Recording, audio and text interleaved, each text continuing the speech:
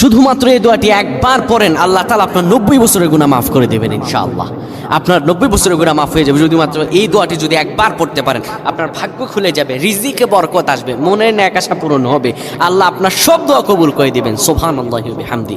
এত ফজিলত, এই দোয়াটা আপনারা শেয়ার করে দিবেন। এই যুবকেরা, আমল না করেও সওয়াব পাবা। তোমার একটি শেয়ারে, একটা বাটনে প্রেস করে তুমি সওয়াব পেয়ে যাবা। কারণ তুমি আমল না করো, অন্য কেউ যদি তোমার শেয়ারের বদৌলতে আমল করে, সওয়াব তুমি পেয়ে যাবা। নবীজির হাদিস।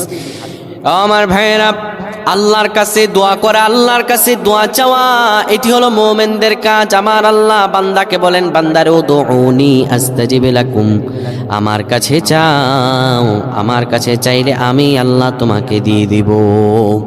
কেউ যদি একবারে দোয়াটি পড়তে পারে, দোয়াটি হলো রব্বি ইন্নী যালামতু নাফসি ফাগফিরলি।